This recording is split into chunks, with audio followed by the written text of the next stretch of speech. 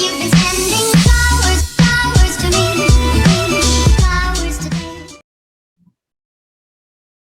Bismillahirrahmanirrahim. Assalamualaikum warahmatullahi wabarakatuh. Perkenalkan, saya Zatriyani, NIM A1C319055 dari kelas reguler B Pendidikan Fisika Universitas Jambi, Angkatan 2019. Baiklah, pada video kali ini saya akan melakukan eksperimen mengenai efek fotolistrik menggunakan red simulation.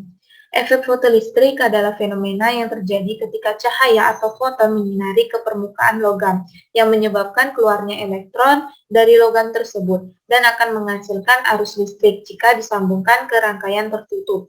Proses pelepasan elektron memerlukan sejumlah tenaga minimal yang besarnya bergantung pada jenis atau sifat logam tertentu. Bila frekuensi foton lebih kecil daripada frekuensi ambang logam, maka tidak akan terjadi pelepasan elektron. Dan jika lebih besar frekuensi foton terhadap frekuensi ambang logamnya, maka akan terjadi pelepasan. Adapun tujuan dilakukannya eksperimen, yaitu setelah melakukan eksperimen, diharapkan dapat yang pertama, menganalisis pengaruh frekuensi atau panjang gelombang cahaya terhadap terjadinya efek fotolistrik. Yang kedua, menganalisis pengaruh intensitas cahaya terhadap arus listrik fotoelektron. Yang ketiga, menjelaskan konsep stopping potensial pada efek fotolistrik. Langsung saja kita mulai praktikum. Eksperimen maksudnya. Yang pertama yaitu di sini kita telah membuka menu dari PET simulation pada efek fotolistrik.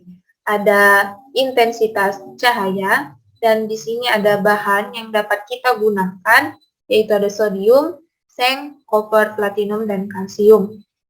Lalu di sini merupakan ada grafik dari hubungan antara arus dengan tegangan, kemudian arus dengan intensitas cahaya, lalu energi elektron dan frekuensi cahaya. Di sini merupakan arus yang dapat dihasilkan, tegangan, dan panjang gelombang. Lalu langsung saja kita mulai.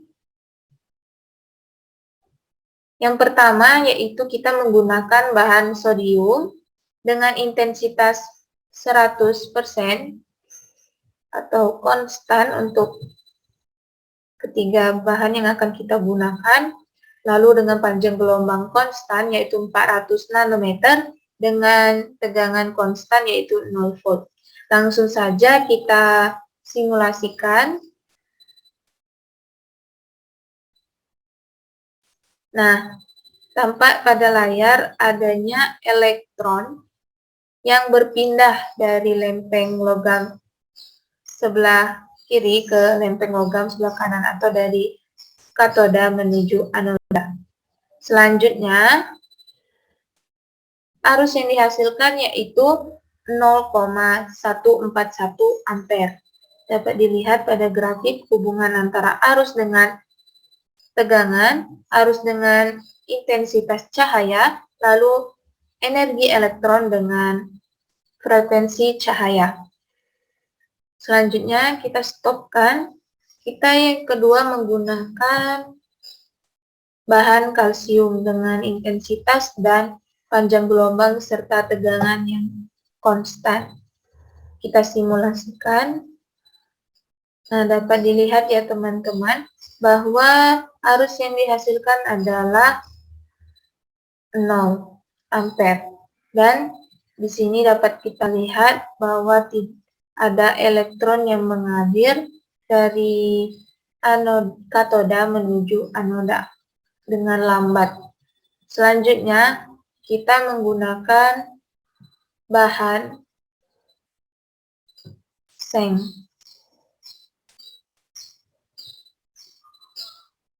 Kita simulasikan. Di sini kita dapatkan arusnya yaitu 0 ampere.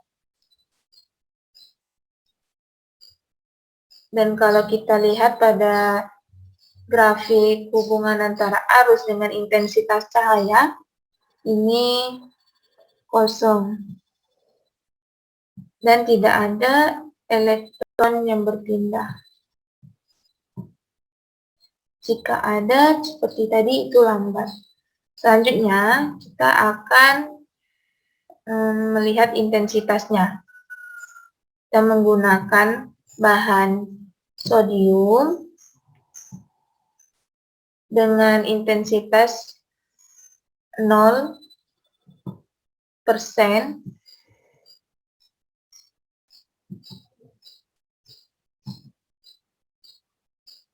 dan panjang gelombang 400 nanometer, tegangan 0. Kita simulasikan.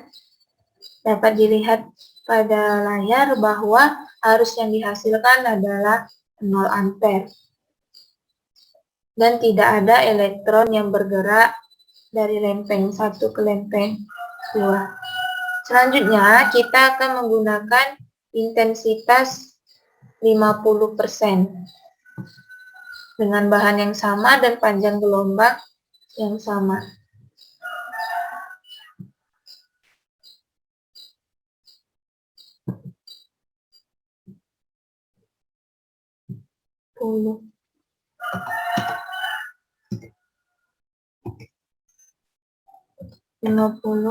Oke. Lalu kita simulasikan. Nah, di sini dapat kita lihat adanya elektron yang berpindah dari lempeng 1 ke lempeng 2 dan arus yang dihasilkan pun yaitu 0,071 ampere. Dan pada grafik hubungan antara arus dengan tegangan, arus dengan intensitas cahaya, energi elektron dan frekuensi cahaya, di sini dapat kita lihat ada hubungannya. Selanjutnya, kita menggunakan intensitas 100%.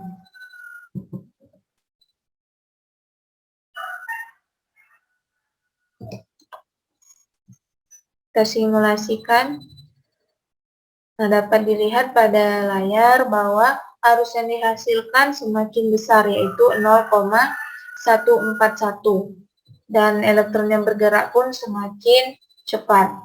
Di sini juga ada grafik hubungannya, bisa dilihat pada layar. Selanjutnya, kita akan mencoba untuk panjang gelombangnya. Dengan bahan yang sama, intensitas konstan dengan panjang gelombang yang bervariasi.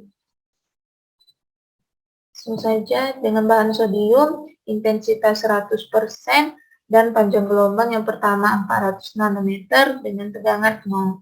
Kita simulasikan.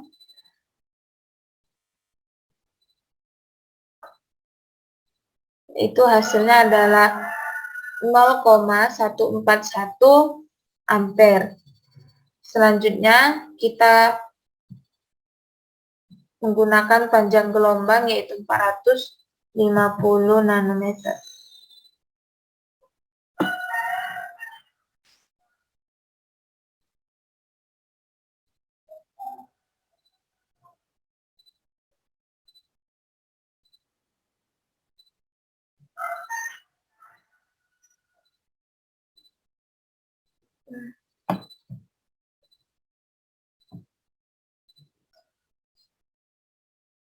Lalu kita simulasikan. Nah, didapatkanlah hasil untuk arusnya itu semakin kecil ya, yaitu 0,051 ampere. Di sini dapat kita lihat grafik hubungannya. Selanjutnya kita menggunakan panjang gelombang yaitu 500 nanometer.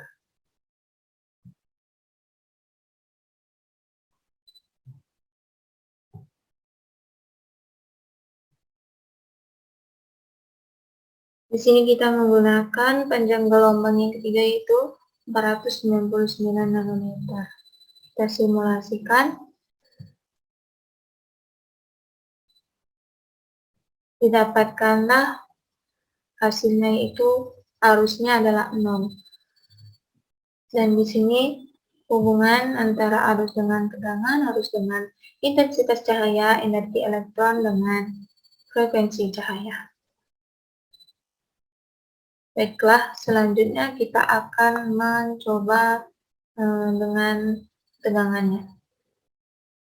Dengan bahan yang sama, intensitas yang konstan yaitu 100%, dengan panjang gelombang konstan yaitu 400 nanometer, kemudian tegangannya yaitu kita variasikan.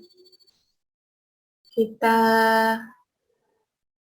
sodium ya, intensitasnya 100, ininya kita 400 nanometer.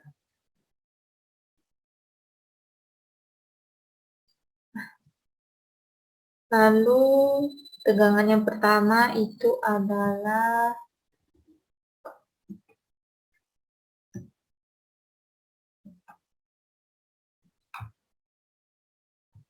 0,20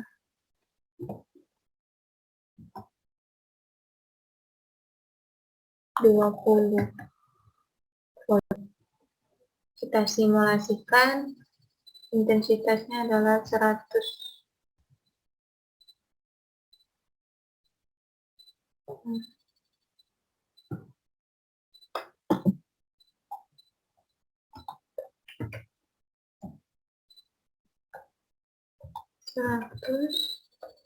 Lalu tegangannya ini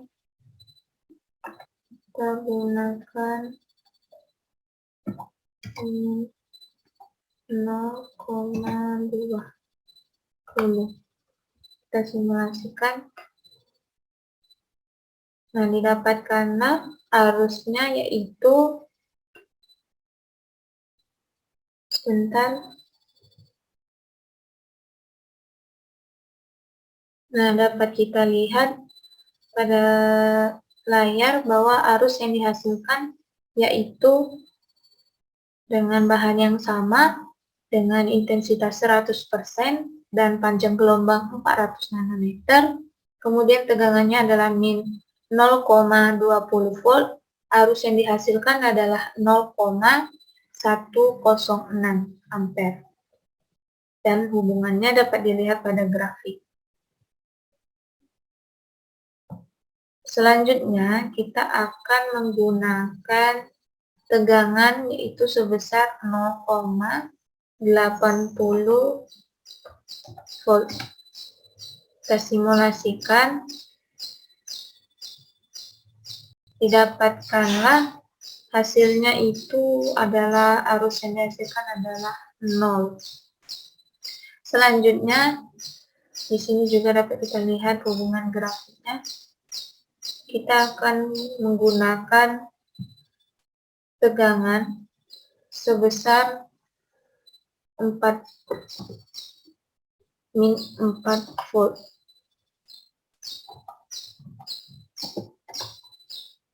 Kita simulasikan. Nah, di sini arus yang dihasilkan pun 0 ampere. Dan elektron bergerak menjauhi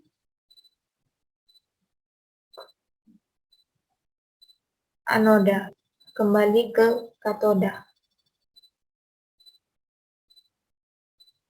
Baiklah, itulah tadi data untuk percobaan kita pada efek fotolistrik. Langsung saja, efek fotolistrik dipengaruhi oleh berbagai hal, tergantung panjang gelombang, jenis bahan, dan frekuensi sinar yang datang. Semakin besar panjang gelombang, maka semakin kecil energi yang didukung sinar tersebut. Jika energi sinar kecil, maka itu tidak akan melebihi energi ambang, yang mengakibatkan elektron tidak bergerak. Sebaliknya, jika panjang gelombang kecil, energi yang dibawa oleh sinar besar sehingga mampu melebihi nilai energi ambang bahan dan menggerakkan elektron menyeberang. Hal ini berbanding terbalik untuk frekuensi. Semakin besar frekuensi, maka semakin besar energi sinar. Begitupun sebaliknya. Potensial henti atau stopping potensial adalah tegangan yang dibutuhkan untuk menghentikan elektron menyeberang ke kutub lainnya. Seperti tampak pada gambar, saat nilai tegangan ini sudah mencukupi, maka elektron akan diam. Dan jika sudah melebihi, maka elektron akan kembali ke kutub awalnya. Intensitas dan jenis bahan juga berpengaruh. Semakin besar intensitas, maka semakin besar energi. Sehingga jika intensitas besar, maka energi sinar juga akan besar dan mudah melakukan fotolistrik.